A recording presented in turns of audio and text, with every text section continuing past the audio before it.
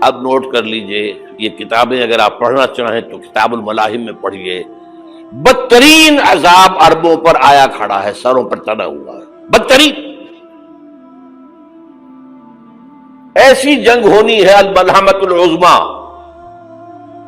جس کو کہ میں بھی آپ کے گواہی پیش کر دوں گا، جسے کہا گیا ہے دی لاسٹ کروسیڈ۔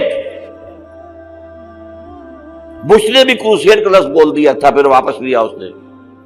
نکل جاتی ہے جس کے منہ سے سچی بات مستی میں، فقیہ مصلحت بین سے وہ رندے بادہ خار اچھا، کروسیڈ کہہ کر پھر واپس لیا۔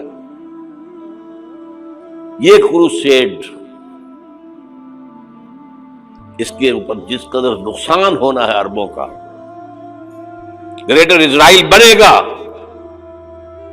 یہ عراق، شام، اردن،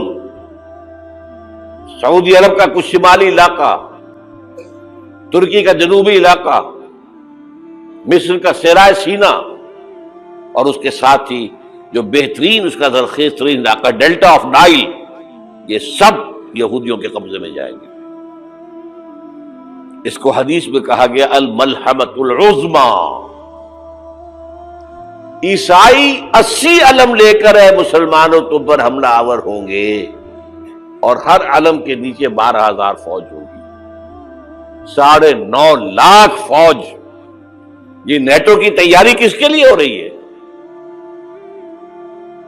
جب یو ایس ایس آر کا خاتمہ ہوا تو پوچھا گیا تھا نیٹو چیف سے، اب کس لیے؟